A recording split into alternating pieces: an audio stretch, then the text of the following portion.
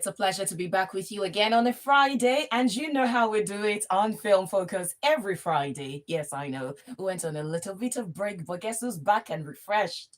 Me and you. Welcome to Film Focus on Smooth 98.1. There's a reason why we call it Focus, and that's because we focus on everything film and we make sure that we take you along. So it's not just about what we say, but we also like to read from you, hear from you, and know what it is that you have been watching, as well as your thoughts and recommendations. So this show is typically dedicated to talking about what's at the cinemas and on the streaming platforms, but also we like to give you the updates on your favorite stars sometimes and what's in the works. So sometimes we even judge a movie or a series by its trailer. Other times we're telling you the box office numbers, what it is that you're watching, and why you're paying that much to watch it. Then we tell you what to expect, and of course, we cap it with the reviews from our analyst. In all of these, your opinion is absolutely important, and that's why we have the WhatsApp line open as well as the phone line.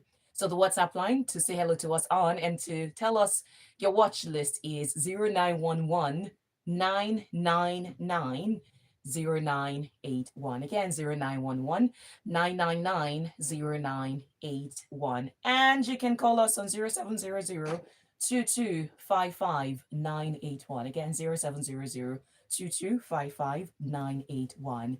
My name is Oluwaseun Olusegun.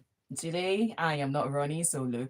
Yes, you're going to be hearing a different voice compared to what it is that you've heard in times past, but you're going to be hearing the familiar face or voice as well. So I'm going to start with my guests in the studio. I always imagine that those in the entertainment as well as movie industry have a very busy schedule. And so whenever they have the time to make it to the studio, I always appreciate it.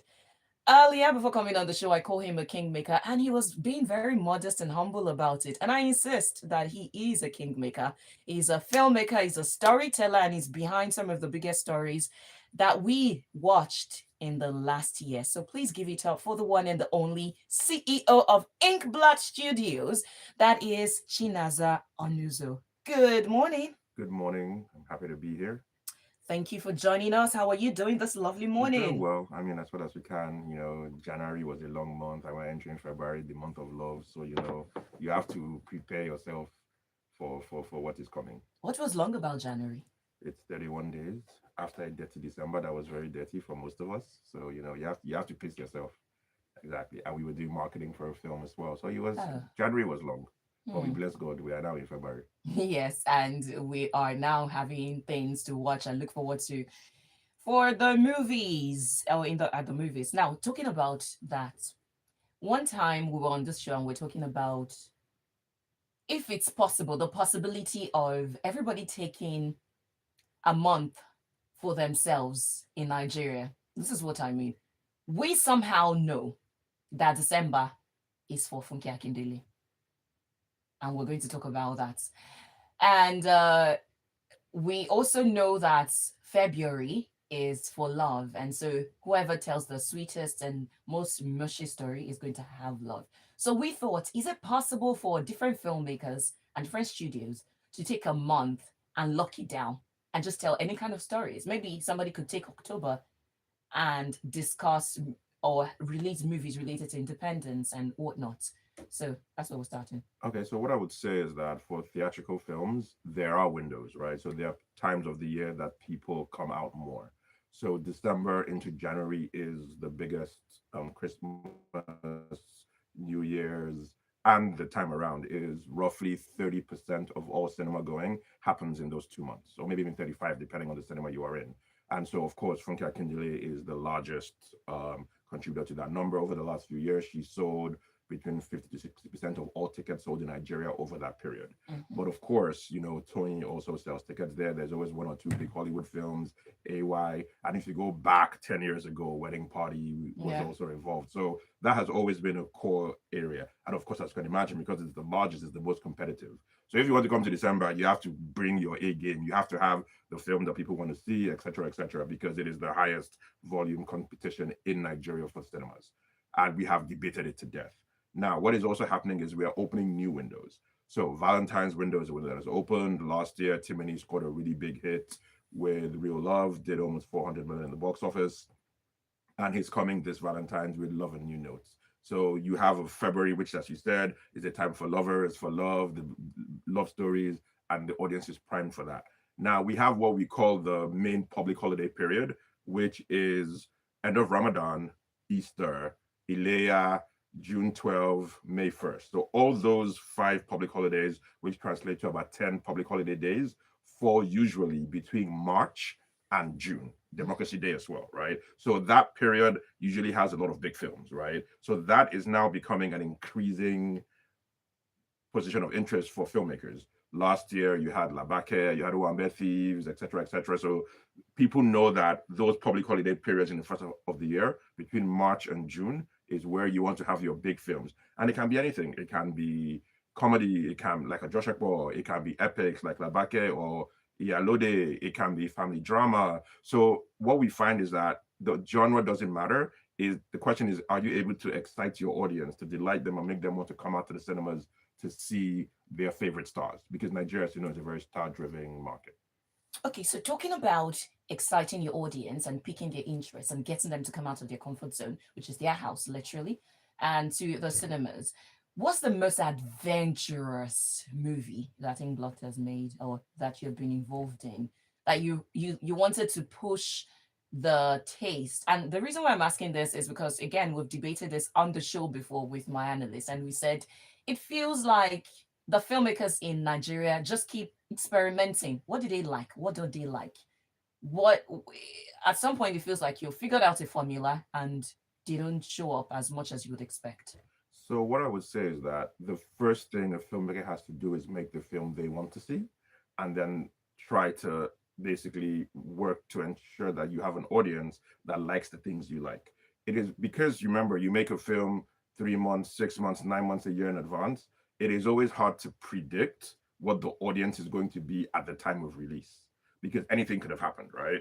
So, for example, when The Herd was made, it was not planning to come out in that period where there was heightened issues with that attack that happened just around the time it came out. But it happened, right? So the conversation, they did not plan when they made it like a year prior that that was going to be in the news and make it even more topical than it was when the team decided to make that title. So if as a filmmaker, you have to make the films that appeal to you. Mm. Now, in terms of adventurous films, we've done many things. I mean, obviously, like our second film was Out of Luck, which was a small film about a group of young people who had to try to rob to pay back a gangster. It's a small experimental action thriller in 2015. We made The Arbitration, which was basically a courtroom drama about an attempted rape or a rape, depending on what side you're on. So we've always decided to do these things where we make what we want to make and then we push it to the audience. My wife and I, body swapping Ramsey and Omoni, Yeah. the setup also, it's a twisted tale of. So we've always try to push the genres and the stories we want to tell. We obviously know that it has to be commercial, right? You can't, if you're trying to get people to come out of their house, also forget that the audience has to believe it is worth their time. So you always want to give the audience something they haven't seen before, but also something that they are comfortable with. So there's a phrase called similar but different. It should be similar to what they've seen before, but different enough that this one matters to them. And that is the line that most filmmakers try to read. So that was a lot of English, but I hope I get I it. answered your yes. We'll still explore that later on, especially in the direction of the online streaming platform. I think I caught a little part of your conversation on the Lagos Business Film Summit or something Okay. like that when we were talking about streaming. You were talking about streaming. We'll come back to that later. But first, let me bring on this man and hope that he can hear me. So, Irabor, can you hear me? Rabzi. Hi, Sean. Good morning. Hi, good morning. Welcome back. How are you? Can you hear me? Yes, I can hear you Yeah, clearly. I'm fine. I'm fine. Great to have had the studio. I mean, it's been a minute. We've been wanting to have him on for quite some time. I love all the nuggets he has been dropping. I hope people who are listening that have been asking us questions are really taking notes. What I want to ask is currently, I mean, we're in 2026. What films do you think like would naturally just sell regardless of the time, whether it's February, March, April, May, June? What particular genre, or are we still open to different genres just making hits in Nollywood? Is there any particular genre that would definitely work? So I think there is no one magic answer, and everybody who makes films tries to find a magic answer. Things go through ebbs and flows. At one time, everybody swore by the big ensemble comedies. At one point, it was the action crime comedies. At one point, it was the family drama. I think Nigerians in box office and cinema react to two types of things. The first thing is we're a very star driven culture across our ecosystem, from film to music to entertainment, fashion. We're very star driven. So the first key component of what a film is that will be a hit is who are the stars in it or making it or involved in it in some way. And that is why, as you said earlier, Funke Akindele owns Christmas, right? Because she's a star that the audience trusts to that will give them a good time in the cinema, and they will come out and they'll spend their hard-earned money for her. So we're very, very star-driven, fan-base driven, etc. And one of the things that I have liked that a lot of the stars have done is that they've used that to tell all types of stories. They don't fixate and say it must be this, it must be this. Behind the scenes is a very different film from Everybody Loves Jennifer. Is a very different film from Tribe Called Judah. Is a very different film from Battle of Booker Street. Is a very different film from Omageto. Those are the 5 films she released over the period. Same thing with Tony. Ovasabi Auntie is very different from Alakada Badambuji, different from Malaika, different from Giacomo. So when people focus on films in Nigeria, they always forget that storytellers want to experiment across genres. With Inkblot, you cannot figure out, I mean, yes, we make romance, but we make thriller, we make drama, we make action, we make crime. Every Nigerian filmmaker is like that. There's never Nigerian filmmakers only make one thing. So the most important thing that we have realized is what is the trust between the filmmaker and the audience? And can they get them to follow them across genres? So the answer is that Nigeria is thankfully filmmaker led. So let me put it in the layman's point language. So you're essentially saying that what Nigerians buy into is the individual. So movies are personality driven. And when I say personality, I'm saying the person making it as opposed to the genre. Yeah, so it's the person first and then the genre. Because that's why you will see that, like, do I want to see this production company, this star, this filmmaker make this genre? So it's not personality alone. It's personality, then genre. So that in Hollywood, they call it star plus concept. Who is the person? What is the thing about, right? So first who, then what. So that's the way we approach it. So you're telling me that in the next year, in December, there is every possibility that we might have another movie from Funke Akindele that will probably be doing 4 billion naira?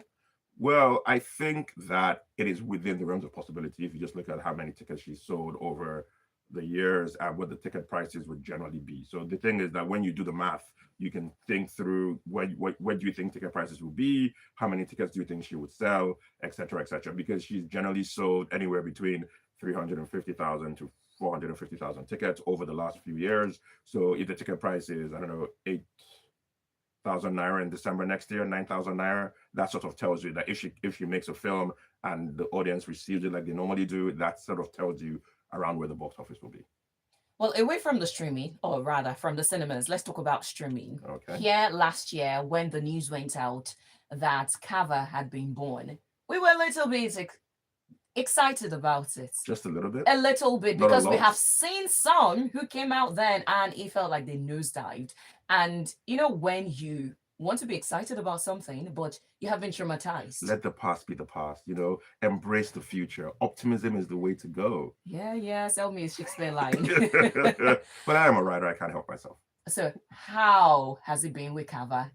I mean, I think the most exciting thing about Kava is that Nigerians love Nigerian content, and we have been a beneficiary of that.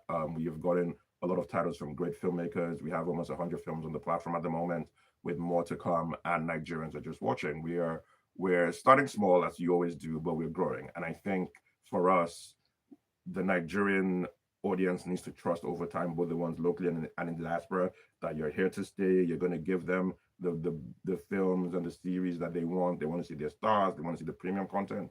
And we want to be a big part of their streaming diet, right? So if you want to watch premium Nollywood films, we want you to come to Kava as Nigeria. So that is our phase one.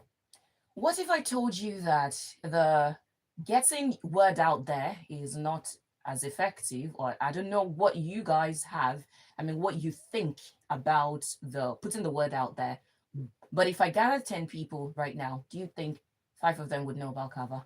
So it depends on where, and that's the honest truth, right? So over time, we believe that you will build it at scale. So if we had Temu's budget, everybody would know about Kava, because remember when Temu launched, they spent so much on social, etc., to ensure that they blanketed Nigeria. You couldn't blink without seeing a Temu ad.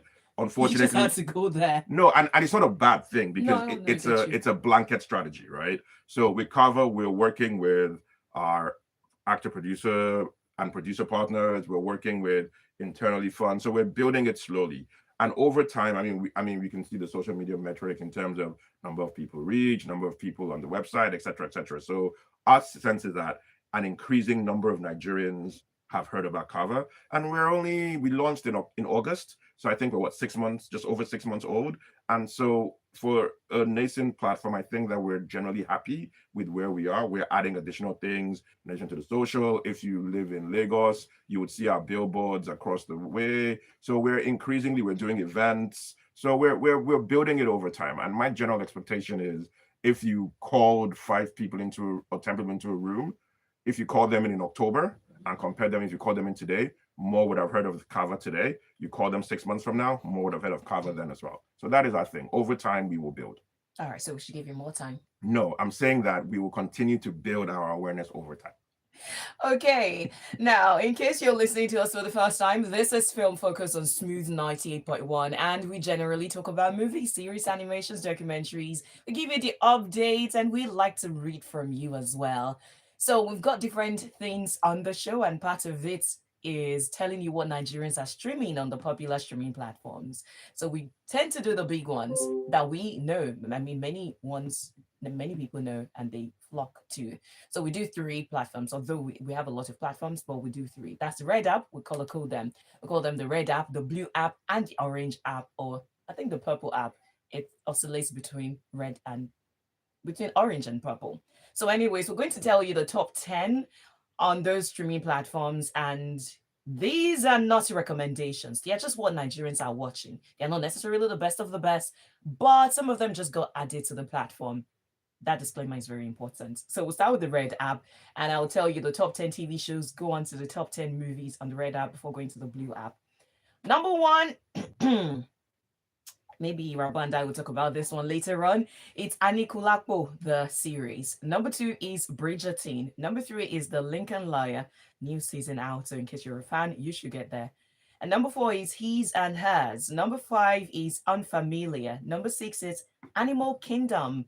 Number 7 is The Covenant. That is Gideon Okeke, The Covenant. Number 8 is Behind Her Eyes. Number 9 is To My Beloved. While number 10 is Finding Her Edge. Which of these have you seen? Sorry? Which of these series have you seen? I have seen Anikulapo. I have seen Covenant. I haven't seen Bridgerton. His and Hers is on my list as well. But I've been releasing a film. So what I've been doing is marketing, doing cuts. We had a premiere literally on, what day was that? The 28th of January. Sunday. And the film was out in cinemas nationwide on the 30th. So we've been fully in the edit, etc., etc. So when you're making a film, you're almost always late to the things that are out. But yeah, so I think that watching Nigerian films and television shows on streaming is important, but it's also important to watch everything is new again in the cinemas. So we spent more time in January ensuring that we had a film that people would want to watch. We'll certainly talk about that in a minute. And let me quickly run through the top 10 movies while I bring on the man. So number 1 is 96 Minutes. Number 2 is Death Whisperer 3. Number 3 is Something from Asia. You can watch it in Arabic, Spanish, Portuguese, and that is the highest grossing Hindi film. Okay, let me leave the details for you, but that is Duranda. Number 4 is The RIP. Number 5 is Even This Love Disappears Tonight. You can guess that's K-drama. Number 6 is Awake. Number 7 is I Know What You Did Last Summer. Number 8 is The Herd. I'm not surprised it's still there. Wow. Yeah. Number 9 is Champion, while number 10 is Mortal Engines. So you already heard his voice in the background. He tried to join us on Zoom earlier.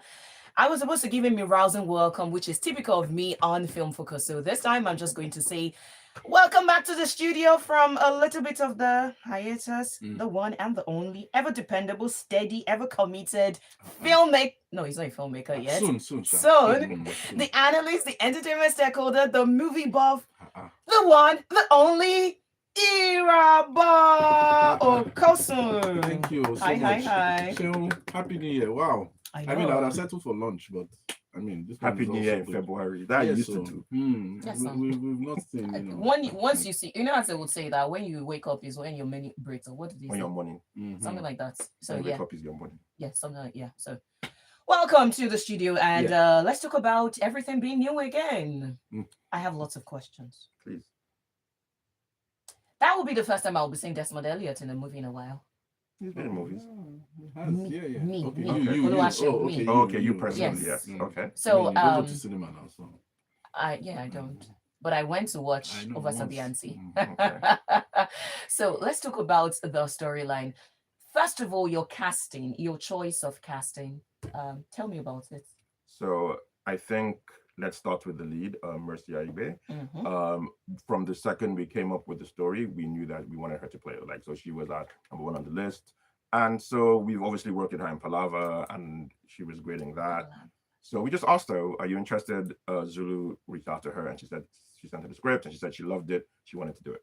And so, of course, once you have your leading lady, the next thing that matters is your leading man. And we've worked with Vine before, The Betrayed, When Love Strikes, and we basically were strong believers in his talent. We had read with him for other things as well, so we knew he had range, both dramatic, and he had chemistry, romance, etc. And so when we put them together for a chemistry read, it was like sparks flew. So we knew.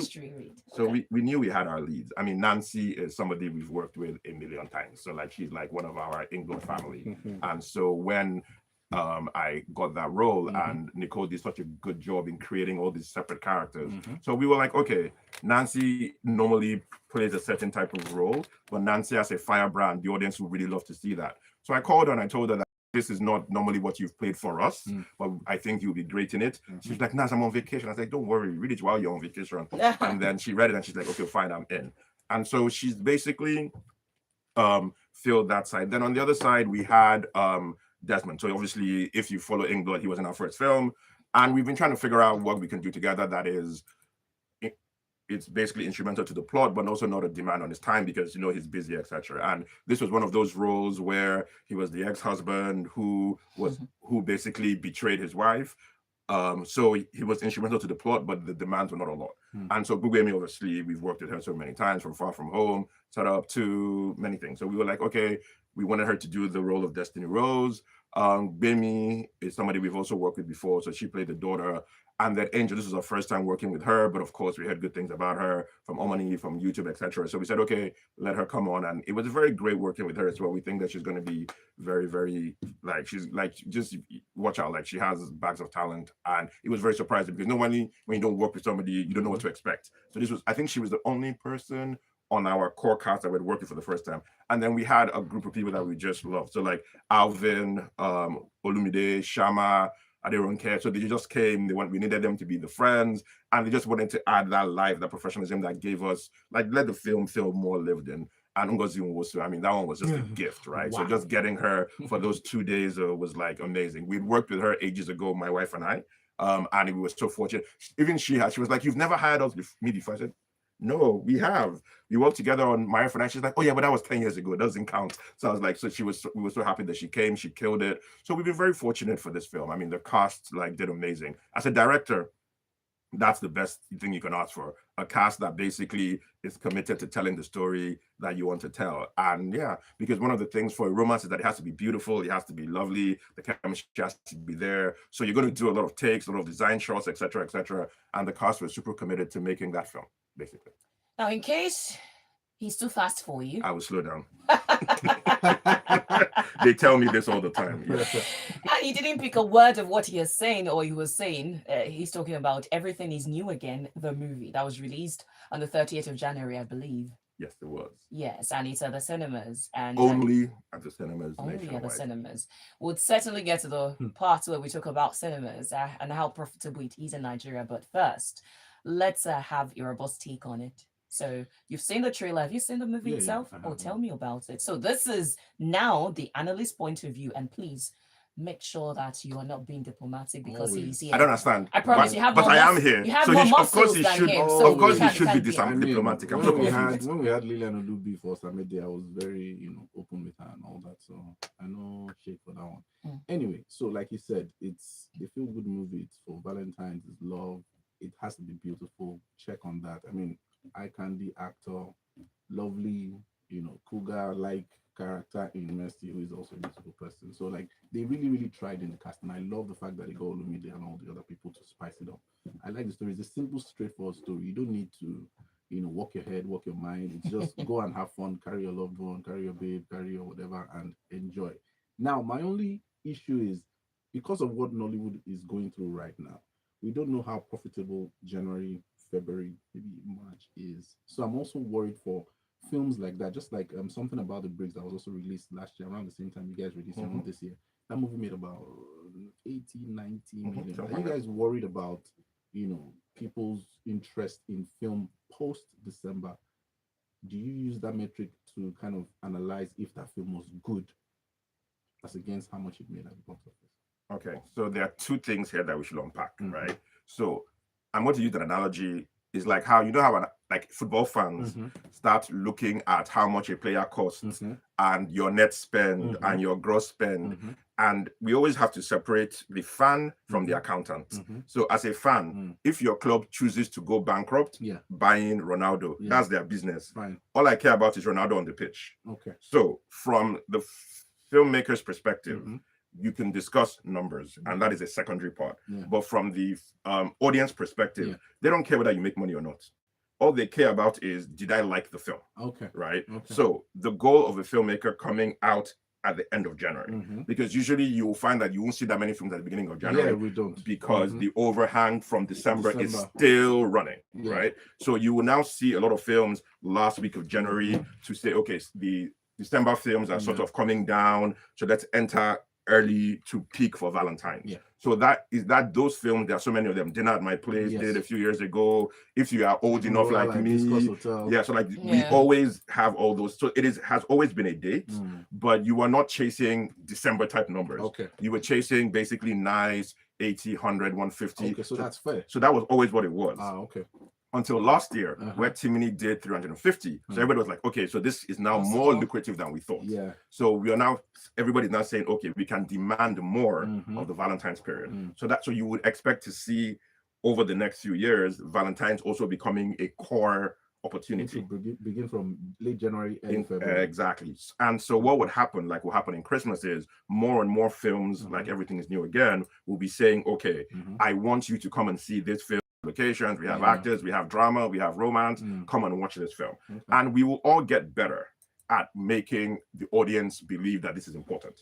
And so with film, from the investment side, let me take the second part. You have to take the long view. So what I always tell people is, as a production house, you have to look at it on a long-term portfolio basis. You want every film to make money, but what is more important is that your portfolio of investments make money. And that you should never do anything that if one film doesn't work, your entire company fails. So that is the second part. Which is the problem for most people, where they want to get a film out, they expect it to just hit immediately. Not everybody has the luxury of having to try that strategy, which is supposed to be so, but nobody has that luxury to say, okay, I'll just make a plethora of. But can I ask you a question? Why not? Now the thing is, so I'm coming at it from a third eye, not that I'm saying that I'm agreeing with them. So this is it. If you're going to start a production company in Nollywood, for example, yes, you have to think long term. You cannot just think, oh, your first movie is what's going to bankroll the next one. But now the thing is, most people don't know that, or they don't agree to that. They enter and they just fail. So I'm saying, is there any other way to go about it aside that long route? So it's like with everything, right? There are specific circumstances that make people make decisions.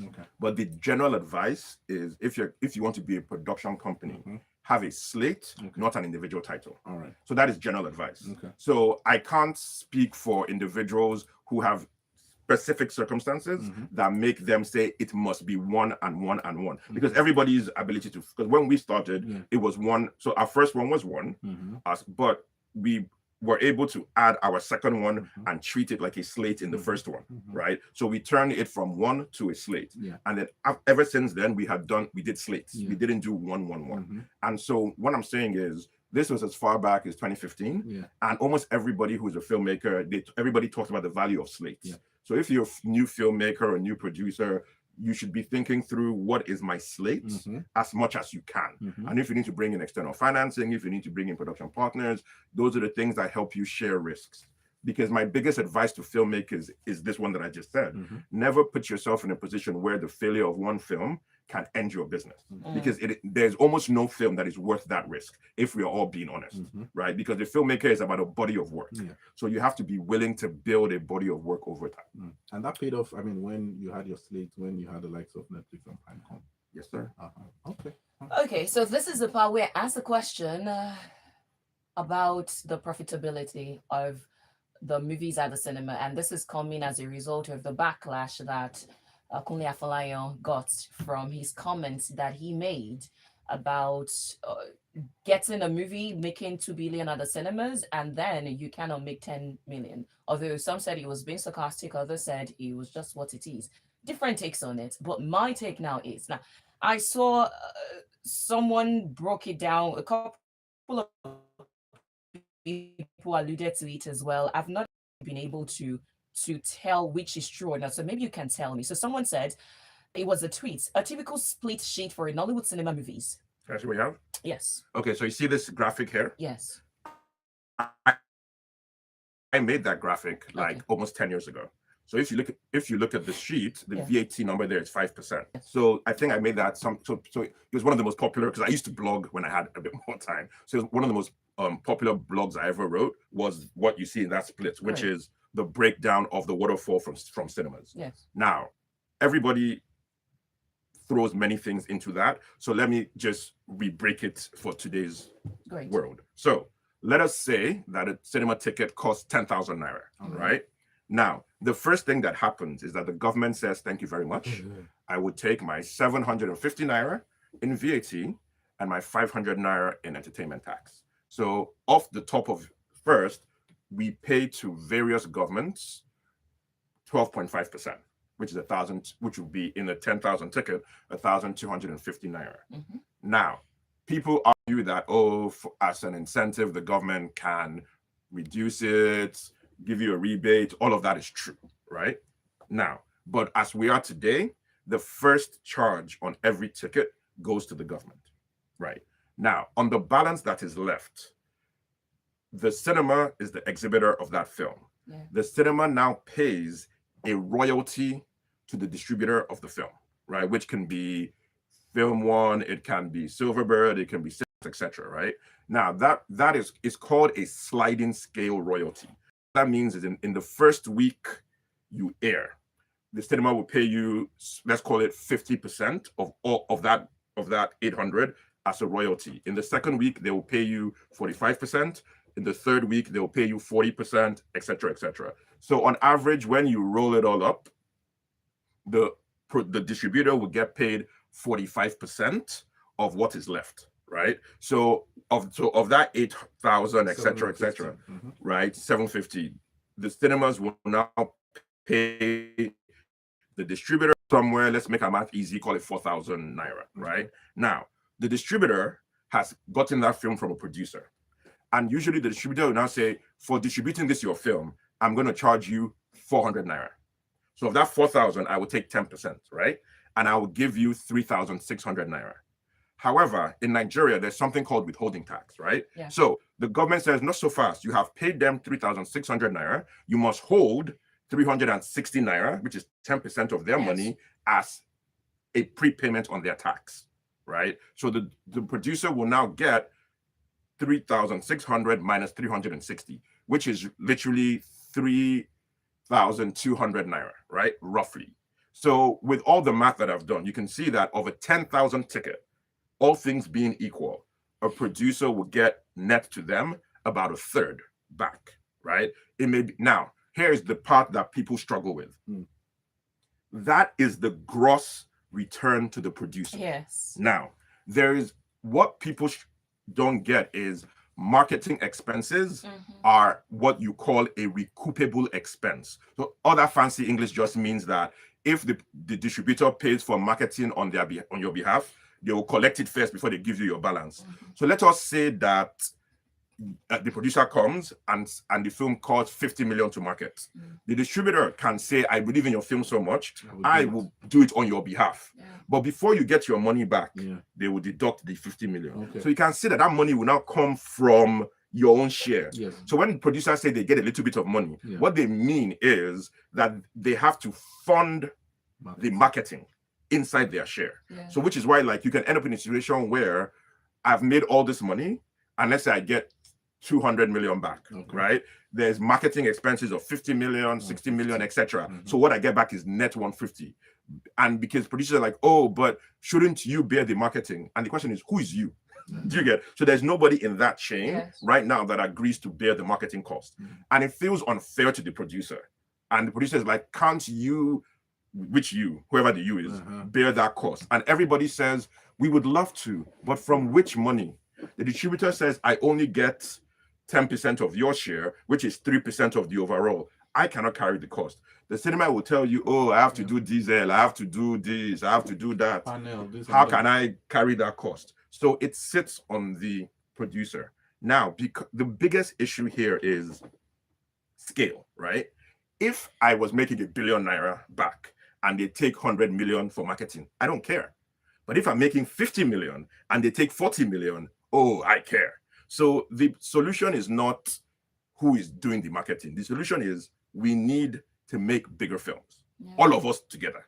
That's the solution. Wow. Yes, that's a lot of English. And make more stars too, right? Yes, stars. Yeah, so that also helps. Make more stars. So I'm looking at the time and also looking at the volume of questions I want to ask. I mean, so government needs to intervene as well, find a way to slash certain things.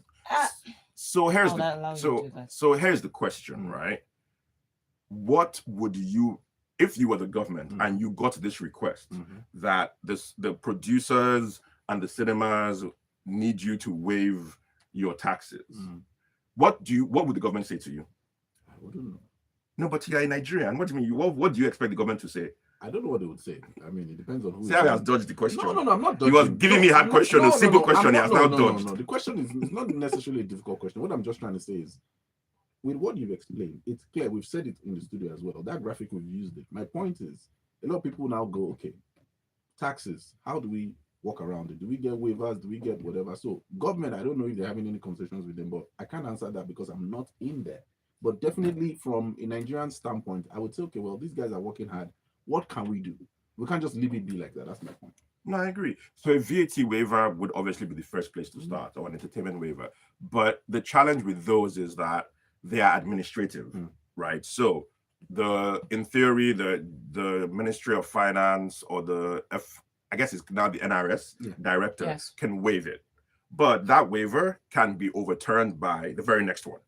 And so so things that have policy inconsistency is very hard to plan against, right? So somebody explained to me that the government can basically decide to would almost never give you cash, but they will agree to what's what I'm looking for. They can agree to not collect the tax you owe them.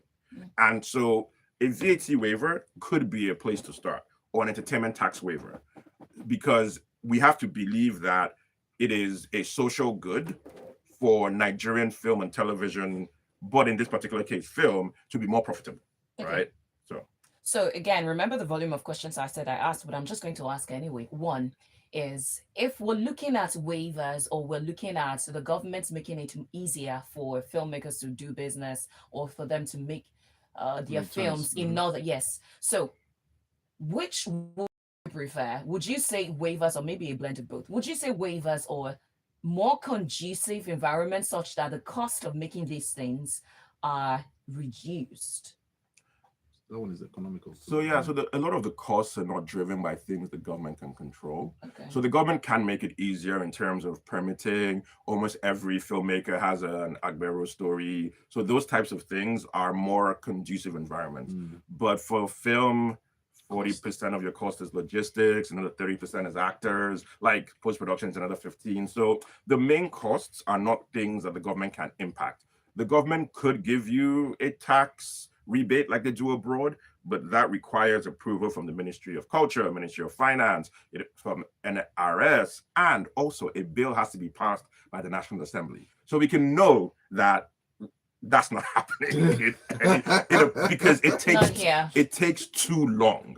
So my sense is something like a tax waiver. But again, here's the problem: that tax waiver will now only be seen for cinemas, but there are tons of other filmmakers. Cinema is such a small, so on average, there are like what 50 to 60 films released in cinemas. We make 2,000 films a year. Why should the cinema class be advantaged over the person making a movie for YouTube or the person making a movie for Rock or TV? It's not like, it's not equitable. That's the word. So that is why all these smaller things struggle to be made, because God I beg, yes. I just saw it. He was amped. So in case you don't know what's going on, as he was talking about all of this, I just looked at what was written on his t-shirt, and you need to go to YouTube in order to catch it. Literally, God I beg. So that gives me a plug. So this shirt was made by Ibrahim Suleiman. And so, hey, Captain Quest. Yes, exactly. So this is part of his label. So if you like the shirt, feel free to order. I don't know his website, Sha, but Sha, if you search. Google Ibrahim Suleiman. Because I'm listening to all the breakdown, and the next question on my mind is then what drives the profit, or what makes you take a movie to the cinema with all the breakdown, with all the hoops you have to jump through, and it's a case of God I beg. Yeah, so I think the other thing that people forget is that film and television is a long tail business. It is nice to recoup your investment from cinema. I have made, 30 films for cinema.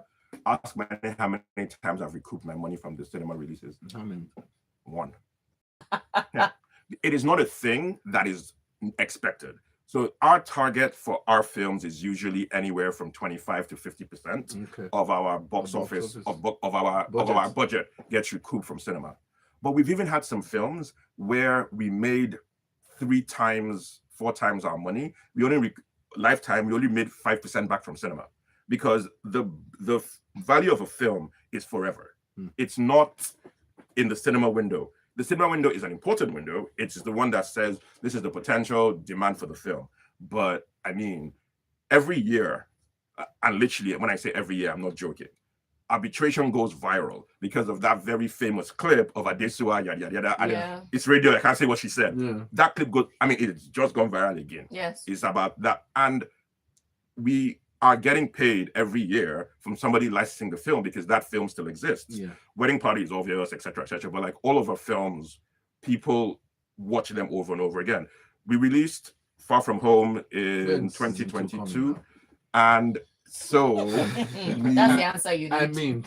And so it's still, in terms of Nigerian series on Netflix, it's still in the top 5, top 6, something. Like film never dies. Like things show up, you watch them, you rewatch them. So of course you want to make more, and this is now where the financing structure comes in. Given the way Nigerian financing works, every filmmaker is under pressure to make their money back in the first 12 to 18 months. But honestly speaking, the most value for a film starts to come in month 36 to month 72 for most films on average. And that is the difficulty. There is a mismatch between the funding we have access to and the return structure of films. And we can have a long conversation about that. So what most people try and do is figure out how to structure it. So when we were doing our streaming deal with Amazon Prime, I spent a lot of time trying to figure out what is the structure that enables us to produce and enables us to recoup and transform it from a you must return in 18 months to a broad-based thing. It took us a year and a half, but we eventually figured it out, because there's a way you mix your inflows, your outflows, your debt, it's a complicated thing. And that's part of the problem. And you're right, film is too complicated for the money we are making. You would think that that with this complication, we will all be driving Rolls Royce, but we are doing all of this so we can drive Corona. but again, but I think that over time, the industry has gotten bigger, and it will continue to get bigger. The cinemas have almost pretty much recovered from COVID. Nollywood is now dominant over Hollywood in terms of ticket sales, and my belief is that it's going to get more. We may not be Bollywood, where Bollywood is 80% Indian films, or India, which is 80% native Indian films, but we will be at least 60-65%. And the audience hasn't yet fully thought through what that means, right? The cinemas are still sort of thinking through, oh, it's a 60-40 or 50-50 Hollywood market. In 3 to 4 years, it's going to be 60% Nigerian tickets sold in the box office. Mark my words, like it's a given, just because of the way we push our films. Okay. And that is going to have a transformative effect. YouTube right now, I mean, somebody showed me a study that YouTube, across all Nigerian creators, filmmakers, etc., pays over $100 million a year into Nigerian pockets. That's a big number. And that number is only going to go up as more people come online, the advertising in Nigeria goes up, etc. So you're going to get more and more YouTube. So, and then the streamers, whether it's the local streamers like Kava, all of you subscribe to Kava, thank you very much, or Netflix, whoever, Showmax, etc. The subscribers are going to grow, the budgets will go up. So it feels like this is an old industry, but we're still pretty early. Of course, nobody knows the effect of AI and what AI means, but my general thesis is humans want to watch humans, and humans want to watch humans who are stars. I don't know that AI can replicate that. It can bring down the cost of production. It can make production more expansive. But the thing that matters to us is our stars. We love our stars. And I don't see how AI changes that. It may enable us to send our stars to space on our penkele budgets, but you will not replace the stars with, hey, is this computer generated character who's also a star?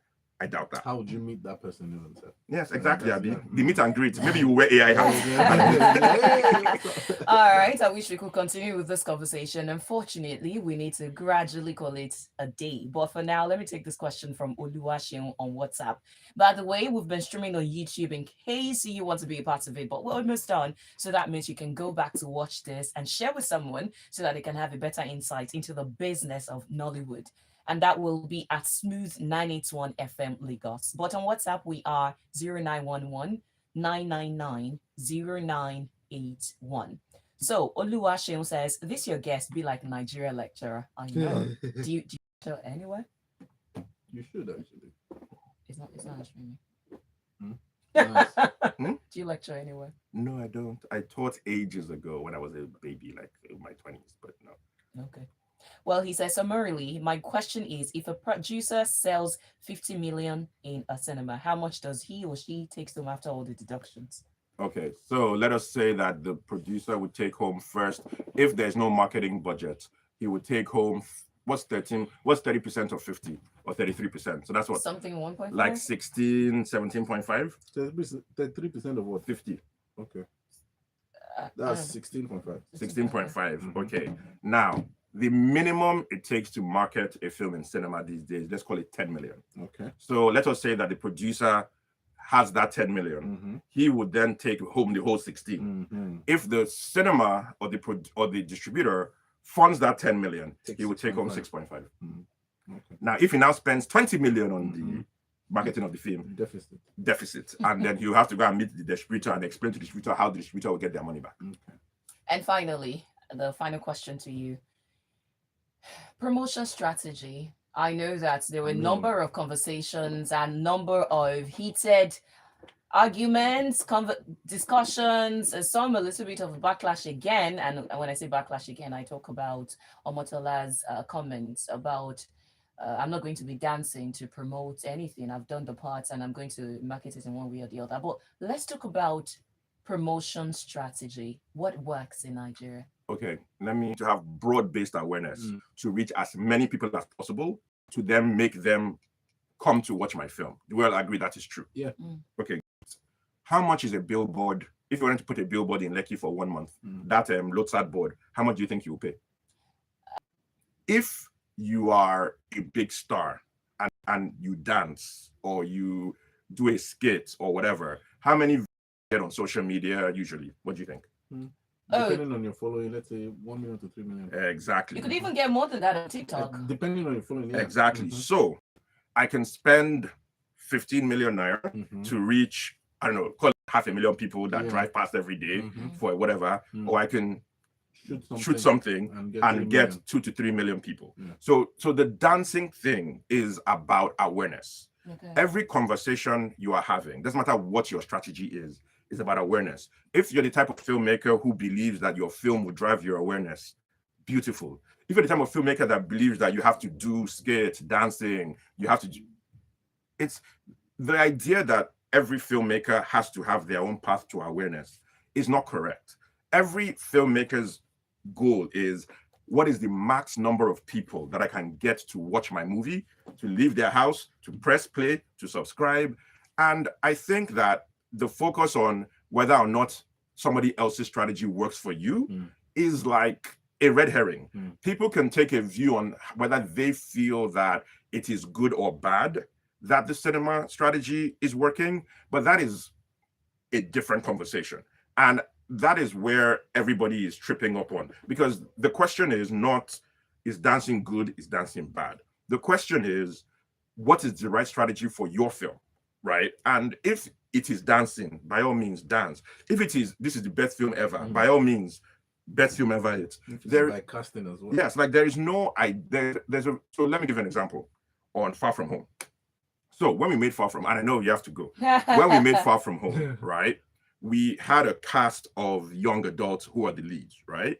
But if you notice, we have a murderer's row of every big star, or relatively almost every big star in Nigeria at the time. I mean, the only person we announced when we announced the thing was Funke Akindele, right? We have Adesua, we have RMD, we have like Bimba Kintala, like even Macaroni came there for one scene. Like we basically like had all, because we were worried that will the audience come for new faces?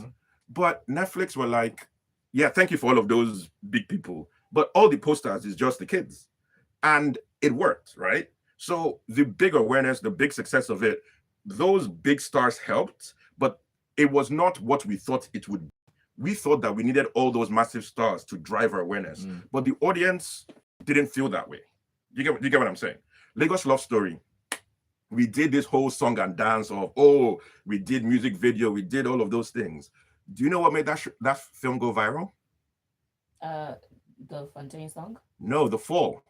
So really, that slow motion fall, people lost their minds. Oh, Nigerians are doing K-drama. Oh, that fall did like maybe 6 million views, 8 million views across. I could never have imagined. There you go. We like, it was confusing, right? We did music video, we did dancing, we did all these promos, beautiful this, beautiful that. But one clip was the thing that blew it up. And so this is not to say that we should not do all of our strategies, but there is a lot of serendipity, which is basically good fortune that comes into making a marketing of film and television. So yeah. And we start with returned from Inkblot's lecturing masterclass. Yeah.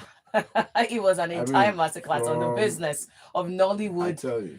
And we don't even have the time. If not, I would have gone into something else. Yes, the business of it. And this is one, I'm glad we had this conversation, because many times we tend to go back and forth on the show about what really pays and what applies and what works. So thank you for sharing with us your wealth of knowledge and experience and all the shaggies that you have seen. No, but that's part of the fun. That's why we're still doing it. Like one of the beauties about telling Nigerian stories on a big scale is that like our stories matter. And our Nigerian audience basically connects with our stories. And that's the biggest gift. All of this goes come down to the fact that if Nigerians first did not care about Nigerian stories, there will not be a business. So I'm grateful I get to do this. Another time when we get to have you, hopefully, we'll talk about the stories that we tell, the quality of it as well. Maybe when it's Far From Home season 2. So we need to talk about that. And remember when I said I had a lot of questions, and that was because you mentioned in passing the YouTube. Yes, we know that right now YouTube does a lot of numbers and a lot of views, but it feels like 99.9% of all the videos on YouTube are about love, which is no problem because they seem to have the audience and people keep watching it. But we're looking at the diversity, or should I say the versatility, let's just say diversity of stories being told. So we love Nigerian stories, but I think we also need to tell more Nigerian stories. Aside just love, I mean. Yes, aside just love. Right. Of course, humans will always love love. For sure. So now, I mean, everything new again? Everything is new again in cinemas right now, only in cinemas. So Not don't go on and the website. don't go and look for websites. At some point, would they come to the streaming platforms though? It is only in cinemas. Let's wait, focus. nah. It is only in cinemas. Don't worry about streaming. That's not the conversation. There are cinemas. There are 100 of them across West Africa. There's cover, so I mean, you can No, I don't understand. You are focused on the wrong thing. That's why we have stopped saying now showing in cinemas to now showing only in cinemas. If I just be only in cinemas. Yes, don't ask me, is it on YouTube? Is it on Movie Box? Is it on is in cinemas near you? Thank you very much and God bless. That's the man. You can always find him on socials and to catch up with what he's up to. And that will be at Chinaza Onuzo on Instagram, I believe. Yes, ma'am. Then you can find the one in the cinemas, only in cinemas, cinemas. Everything is new again. And you can find Irabor on Instagram at Irabor Okosun 100. That's how I keep it. And you can find us on YouTube. Watch this episode and go back to it again. Yeah. That will be at Smooth 91 FM Lagos. We're done with Film Focus. We'll be back again next week. All things be equal. My name is Oluwaseun. Everything is new again. Yeah. Okay. So we're back. I mean, say it how you want to say. No, tell me now. Okay, we'll be back again next week. When everything is new. Okay now. Once more. So you see that We'll marketing send question? the invoice to You you. see that marketing question you asked him? Yes, some parts of it. We will send the invoice to you. And Casbah starts right now. Somebody actually sent me a message saying, hope I can listen to this interview again because I want to see that breakdown. Right there? Yeah. Find it. That's how I'll show you that Yeah, that because he was just dropping the fact and he was not waiting for us to catch on. No. People need to hear it because they always think the cinema business is one voodoo magic or something. I mean, because it's tough, and I think that's the part that everybody struggles with. That it is hard. So you see, so there's a thing in people's mind that if Funke can do it, I can do it. That's that thing that keeps happening. Because so you see a lot of decks. Yeah. Oh, Funke made 2 billion. So me, I'll make 1 billion. Looking at They are not, they are on serious. For